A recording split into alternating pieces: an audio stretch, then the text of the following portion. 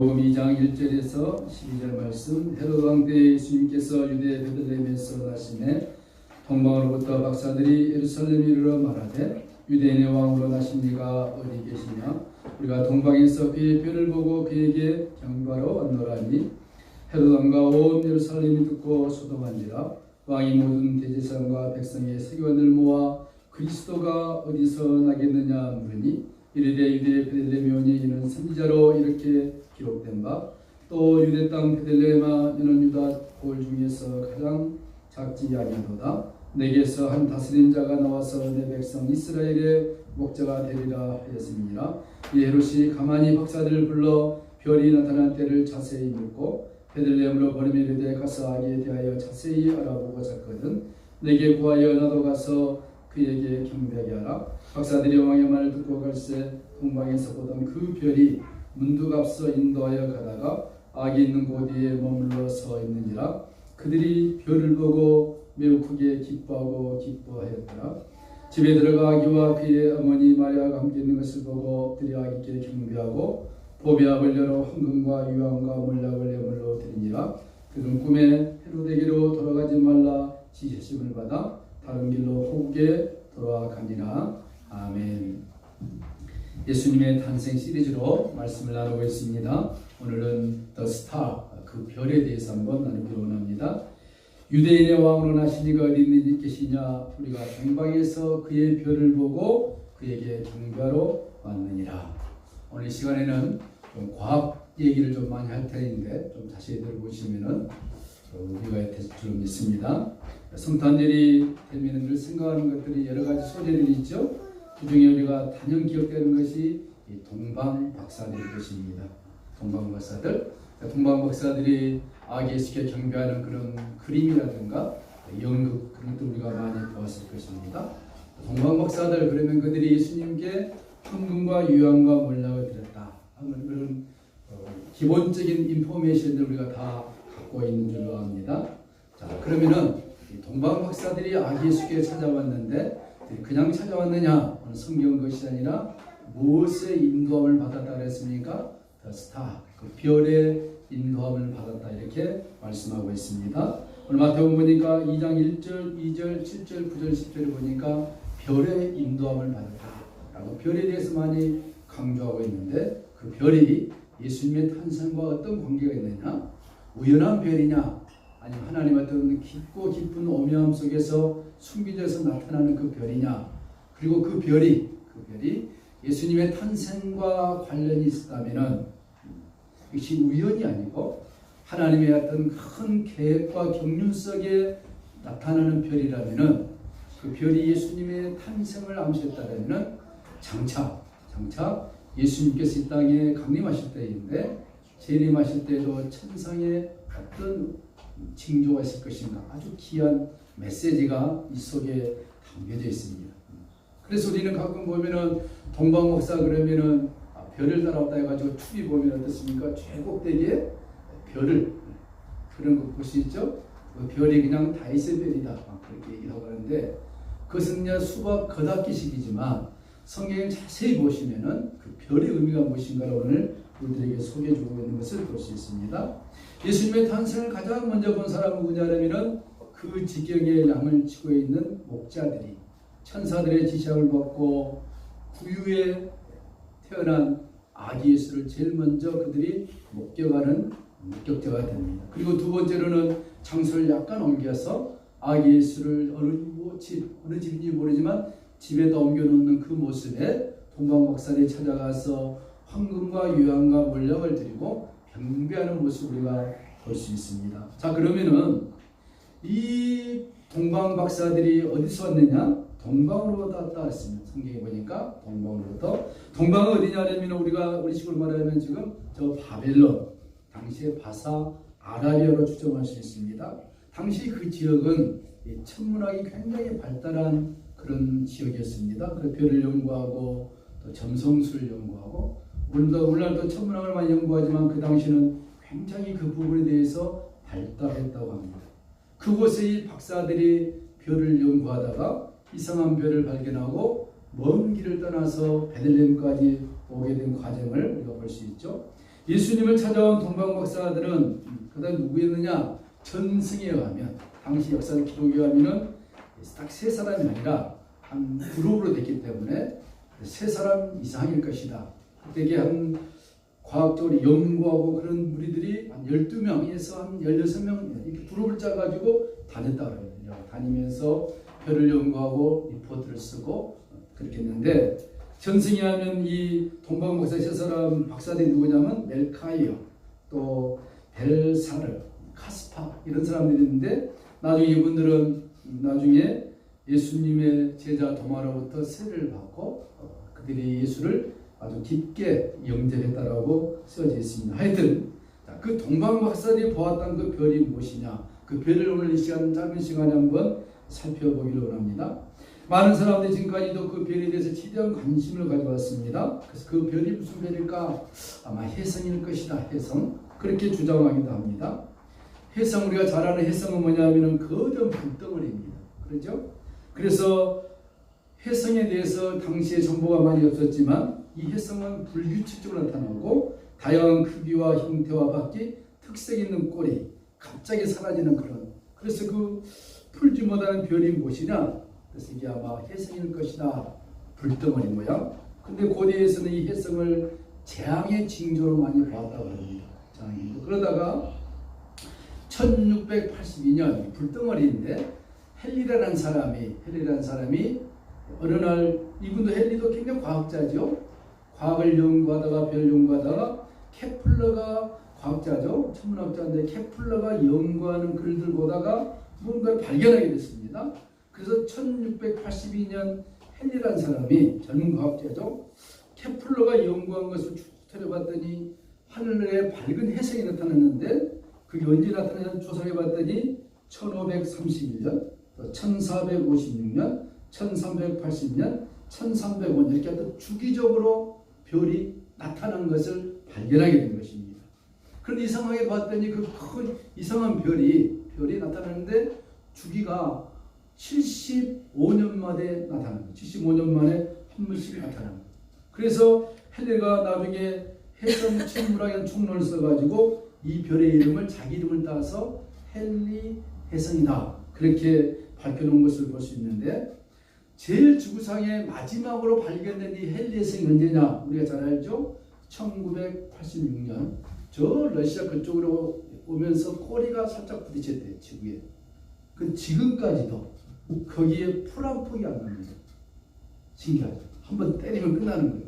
그런데 75년 주기로 그러면은 1986년에 나타났는데 언제 또 나타나느냐?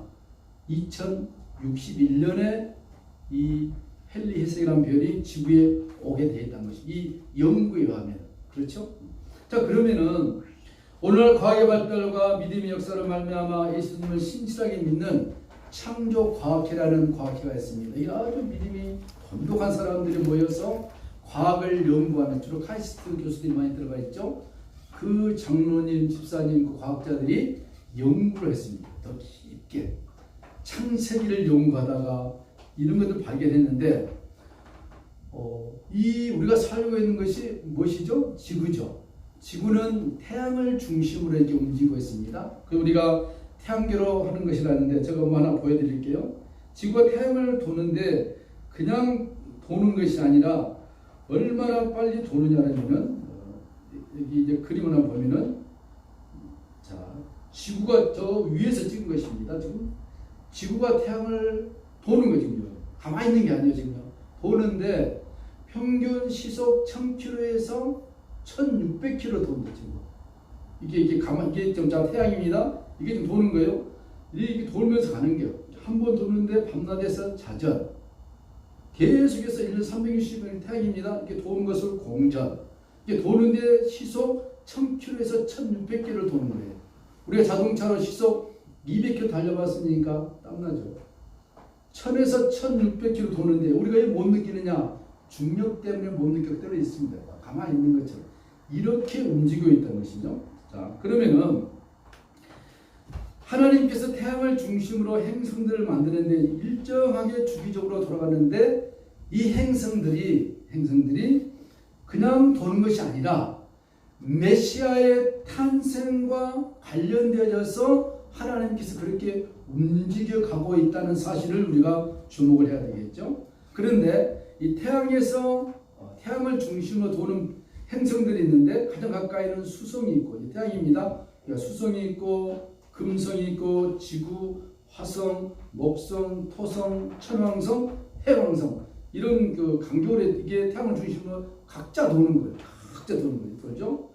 이렇게를 했는데 갑자기 됐느냐? 그것이 아니고 창세기 1장 14절에 보니까 하나님이 분명하게 말씀을 해놨습니다. 천지를 창조하시면서 뭐냐면은 징조와 사시와 일자와 연한을 이루리라. 영어로 말하면 let them be for sign and the season and the for days and years. 그러니까 징조와 사시와 일자와 연한이 이 행성을 중심으로 해서 돌게 하시면서 하나님께서 창조주 하나님이시고, 이것들이 창세기 때부터 장차 예수님의 탄생을 암시했고, 그렇다면은 장차 예수님의 재림까지도 암시하면서 이 일들을 하나님이 하고 계신다는 것을 우리가 이해를 해야 될 줄로 믿습니다.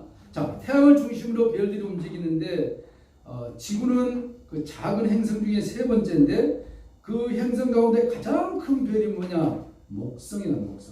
목성은 그대로부터 가장 큰 별이기 때문에 킹스타에서 왕의 별이라고 합니다. 왕의 별. 반면에 토성이 있는데, 토성은 뭐냐면 그대로부터 이건 악한 왕이다. 그래서 악한 별을 상징한다고 합니다. 그런데 이 목성이, 과학 얘기라니까 조금 지루하지만 좀 들어보시기 바랍니다. 이 목성이 이 태양을 이렇게 한 바퀴 쭉 도는데 11년이 걸린다고 합니다. 근데 토성은 태양을 한 바퀴 도는데 30년이 걸립니다. 자, 그럼 지구는 태양을 한 바퀴 도는데 몇 년 걸립니까? 1년 걸리죠. 그렇죠? 자, 이런 것들을 이렇게, 자, 목성이나 토성이나 지구나 자기 태양을 돌아요. 하나님 서로 다 다르게 도는 거예요. 매일 이렇게 움직이며 도는 거예요. 이 일정하게 하면서 사고 나지 않게끔 하나님이 오늘도 천사들 통해서 일하고 계신 거예요.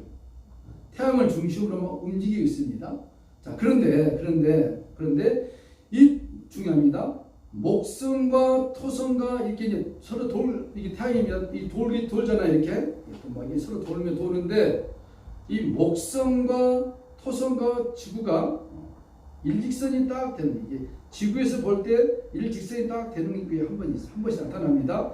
이게 나타나는데 얼마 걸리느냐? 20년 만에 한 번씩 걸린답니다. 이해되시죠? 자기끼리 주기 다른데, 태양을 중심으로 목성과 토성과 지구가 딱 일직선인데, 그 20년에 한 번씩 나타나는데, 우리가 잘 알듯이 2000년 5월달 한 번 나타났습니다. 그 전에 있었고, 그리고 그러면 2000년 5월달 한 번 딱 나타났는데, 앞으로 20년 후면 언제입니까? 산수 다 아시죠? 2020년 내년 거의 한 12월 달에 목성과 토성과 지구가 딱 만나는 일직선상 되는 것이 우리가 아는 내년 새해인 것입니다. 자, 그러면은 목성과 토성이 이렇게 지구 만나는데, 중요한 것은 뭐냐면은 이제 지구는 빼고 목성과 토성과 태양이 한번 딱 만나는 기간이 있대요. 그렇죠? 지구 빼고 지구하고는 20년 한 번씩 만나는데, 태양, 목성, 토성이 한번 딱 일직선 만나는데 얼마나 걸리느냐? 그 만나는 기간이 854년 만에 한 번씩 만난대요. 과학자들이 연구해낸 것입니다. 창조과학에서. 그런데 이 목성과 태양입니다. 태양과 목성과 토성이 딱 지구상으로 볼 때 한번 딱 만나는데, 그 주기가 854년인데 그 사건이 어디에 있었느냐 하면은 예수님 탄생하기 BC 7년에 한 번 있었습니다. 또 연구를 해봤더니 언제냐면 예수님 탄생 전에 BC 861년에 한 번 있었고, 그 다음에 BC 7년에 있었고, AD 848년, 그리고 AD 1702년에 있었답니다. 그건 과학이니까, 제가 한 얘기가 아니고 과학이니까 정확하지 않습니까? 그러면은 목성과 토성이 지구에서 볼 때 태양과 일직선이 854년 만에 있는데, 앞으로 언제 또 그게 나타나느냐? 언제입니까? AD 2056년에 목성과 토성과 목성이 일직선을 만나는데, 앞으로 2056년에 또 만난다는 것입니다. 이 과학에 의하면은.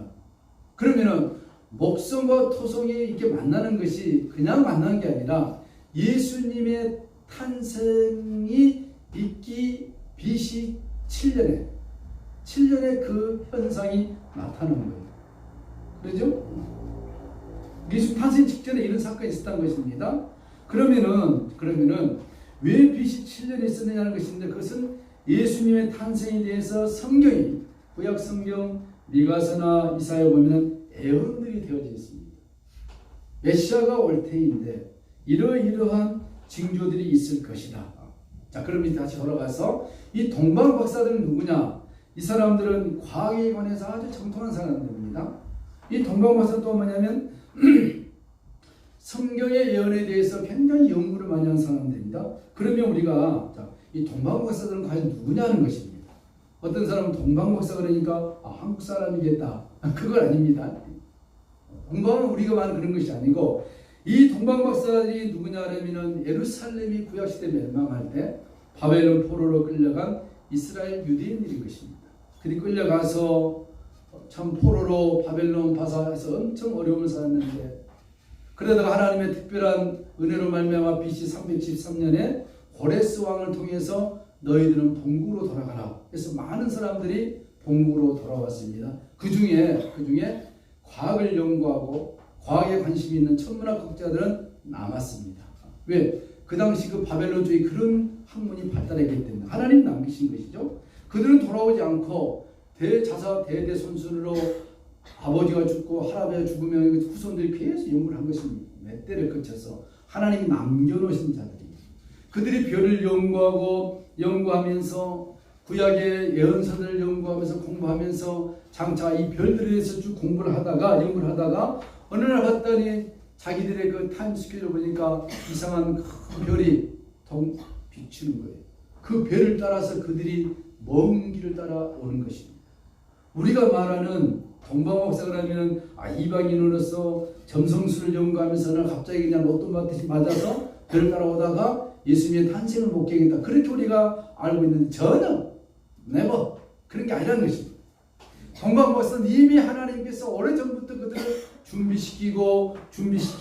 준비시키셔서 예수님의 탄생의 주요한 증인들이, 일반인이 되어버리면 효력이 없으니까 과학자들이 증명할 수 있는 예수의 탄생의 결정적인 증인이 되도록 하기 위해서 오랜 시간 동안 하나님이 그들을 준비시키고 훈련시켰다는 사실인 것입니다. 그러면은 이 동방 박사들이 공부를 했는데 그냥 한 것이 아니라 그들은 특별히 다니엘서에 보면은 느부갓네살 왕이 보는 금신상 이해하시죠? 머리는 정금이요, 가슴은 은이요, 배와 무릎까지는 동이요, 발가락은 진흙과 철로된 신경 꿈에 대한 연구를 다니엘이 해석한 것을 볼 수 있습니다. 그런데 마지막에 보니까 뜨인 돌이 나와요. 이 뜨인 돌이 두 가지입니다. 마지막 시대, 발가락 시대에 뜨인 돌이 나온다는데 그 당시 뭐냐면은 나라가 어떻습니까? 바벨론, 메데파사, 그리스, 로마 제국 시대 때 예수님의 탄생 아닙니까? 로마 제국 시대 때 뜨인 돌이 나온다는데 그들이 연구를 한 거죠. 아니나 다를까 아까 얘기했듯이 BC 7세기에 그 찬란한 별이 보여진 거 아닙니까? 그래서 그들이 연구를 하면서 그 뜨인 돌이 나타날 시기가 이 시점이라는 것을 안 것입니다. 자, 이 뜨인 돌은 예수님의 초림도 얘기하지만 장차 예수님의 재림도 마지막 로마 시대 때 온다는 것입니다. 신흥 로마죠. 지금 그 마지막 이 성경의 다니엘서를 이루기 위해서 전 유럽이 지금 이따 설명합니다. 어마어마한 일들을 지금 벌이고 있는데 우리들은 아쉽게도 삶이 너무 힘들어서 별로 관심이 없죠. 그 마지막 그 로마 시대에도 이 뜨인 돌이 나타나는데 그 뜨인 돌은 누구냐? 장차 재림하실 예수 그리스도라는 것입니다. 자, 하나님께서 메시아의 탄생에 대해서 갈급하고 예언한 그 동방 박사들, 믿음의 사람들, 그들에게 하늘의 징조를 하나님이 오랜 시간 동안 보여주시면서 믿음 안에서 과학과 함께 하나님이 이런 놀라운 일을 예수 탄생에 맞춰서 해오신 것을 보면서 우리는 예수님의 탄생이 어느 날 갑자기 우연히 나타난 사건이라고 생각할 수 없다는 것.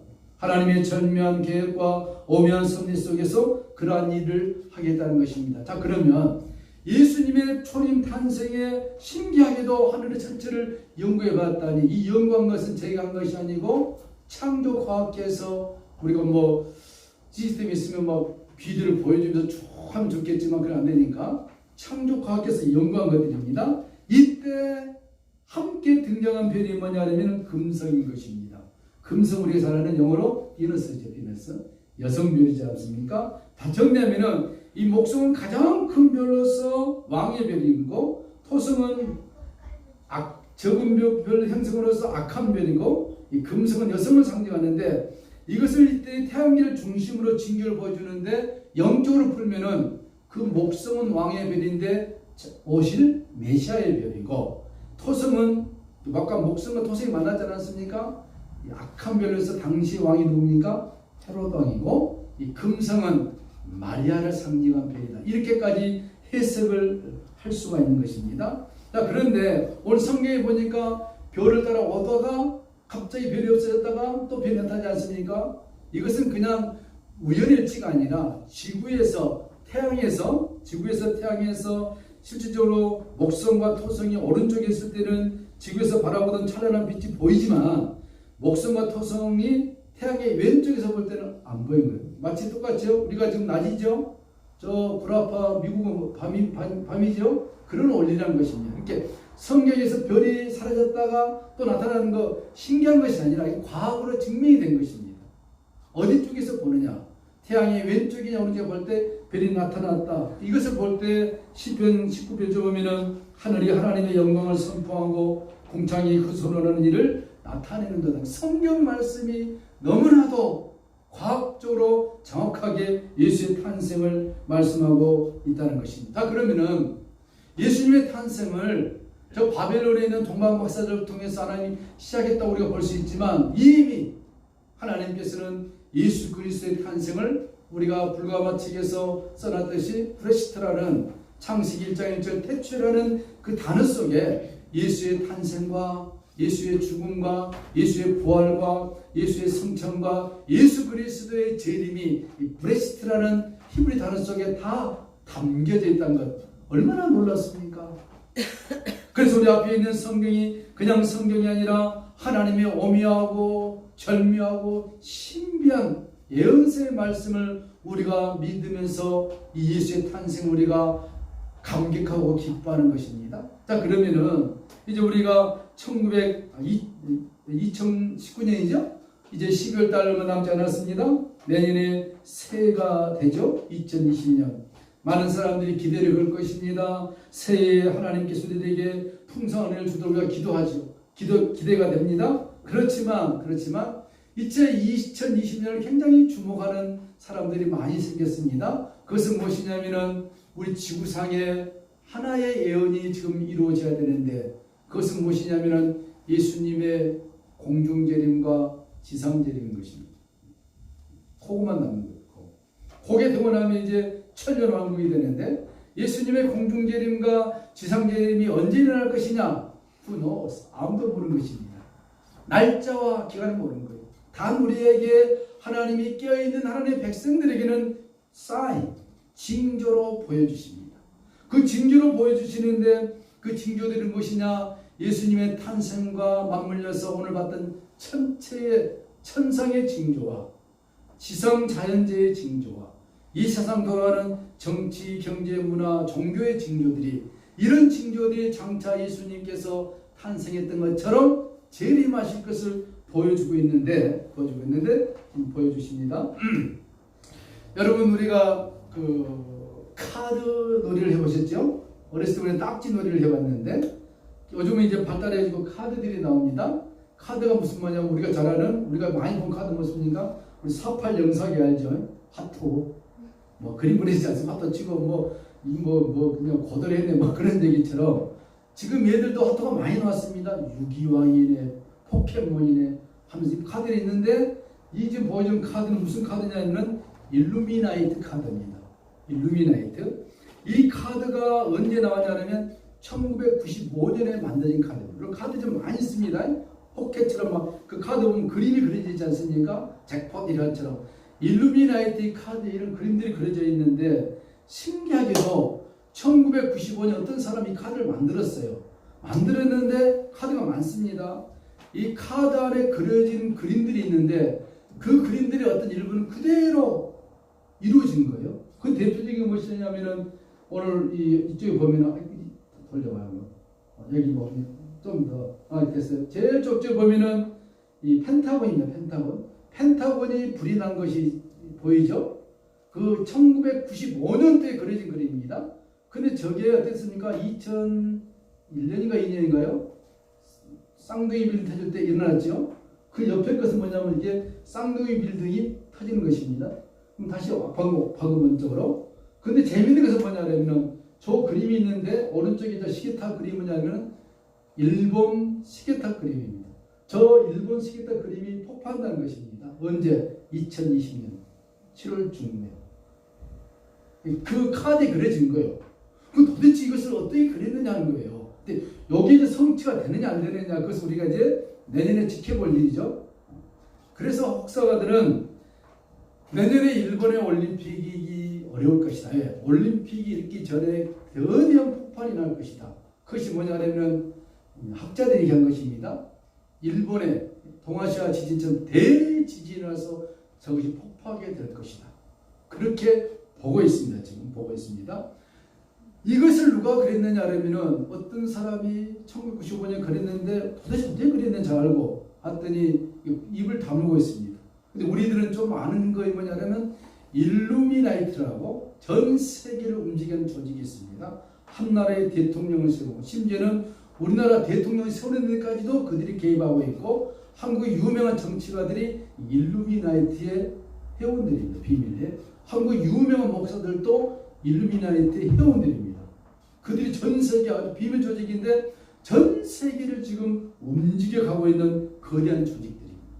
또 2020년은 내년입니다. 전 세계 종교를 우리같이 이제 극보수적인 기독교를 빼버린 전 세계 종교가 하나의 종교가 되는 스타트하자고 한 것이 뭐냐면 내년에 네덜란드 헤이그에서 정식적으로 조율해가지고 가기로 이미 광고들이 나와 있습니다. 불교, 유교, 카톨릭, 이슬람 온 종교가 하나하자 그냥 평화로 하나님 밑에서 이 따블이 시신 것입니다. 그런데 그들이 그렇게 해가지고 종교를 왜 하느냐? 종교 통합을 하려고 하는 것입니다. 그래서 거기에 장차 한 왕을 그들이 모시자는 것입니다. 그들이 말하는 평화의 왕이지만 성경 데살로니가 전서 후서에서 말한 것은 적그리스도가 오게 된 것입니다. 또 하나는 내년 2020년은 예루살렘에 우리 황금돈 선포지 않습니까? 이슬람이든 유대교든 지금 합의가 됐습니다. 얼마 전에 트럼프 사이 큐시너가 건너가가지고 연설을 했습니다. 우리 이렇게 싸우지 말자. 하나 되게 살자. 그래서 뭐냐면 그러면은 제3성전을 지차 합의가 됐습니다. 내년에 제3성전을 지을 것인지 안 지을 것인지 모르지만 제3성전을 지차고 본격적인 논의가 우리가 말하는 2020년에 이루어질 것입니다. 그리고 2020년 내년에는 자연재해 모든 것들이 더 급속도로 우리가 알고 있듯이 지금 해수면이 올라가서 이 육지가 더 물에 잠기는 그런 현상들이 나타날 것이라고 전문가들이 얘기한 것을 제가 대변합니다. 자, 이런 모든 현상들을 볼 때 결론입니다. 하나님께서 예수 그리스도의 탄생을 하늘의 징조를 통해서 우리에게 보여주시면서 메시아의 탄생이 그저 메시아의 탄생으로 끝난 것이 아니라 오늘 죄와 사망에서 줄 수밖에 없었던 저와 여러분들을 구원하기 위해서 하나님의 천체까지도 단순만 한 것이 아니라 오랜 시간 동안 이루어오면서 역사하시는 그 하나님의 오면 솜씨가 바로 오늘 이 자리에 앉아있는 우리를 나를 구원하시기 위한 하나님의 놀라운 섭리라고 생각한다면 어찌 우리가 하나님의 크신 경륜에 대해서 감격하지 않을 수가 있겠습니까? 그리고 예수님의 재림이 온다고 그랬는데 요한계시록에 내가 속혀내는데 지금 2000년이라는 긴 공백기 시간이 지났습니다.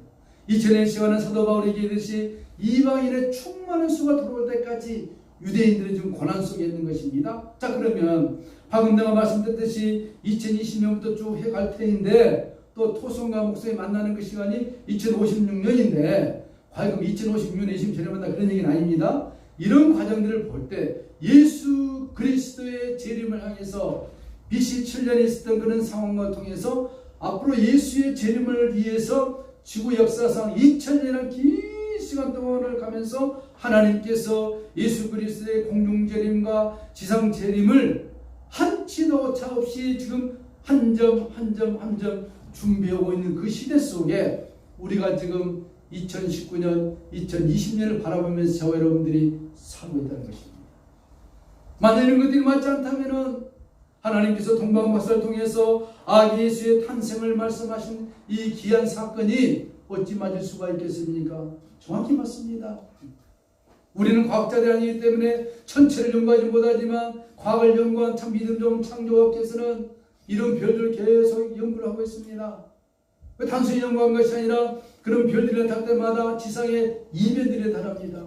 해일이 나타나고 지진이 나타나고 또 사고가 터지고 이 모든 것은 무엇이냐? 하나님 우리들에게 계속 사인을 보내십니다. I am coming. 내가 다시 오겠다 생각하니 깨어있으라 기도하라. 이 땅에서 너희에게 맡긴 사명을 감당하라.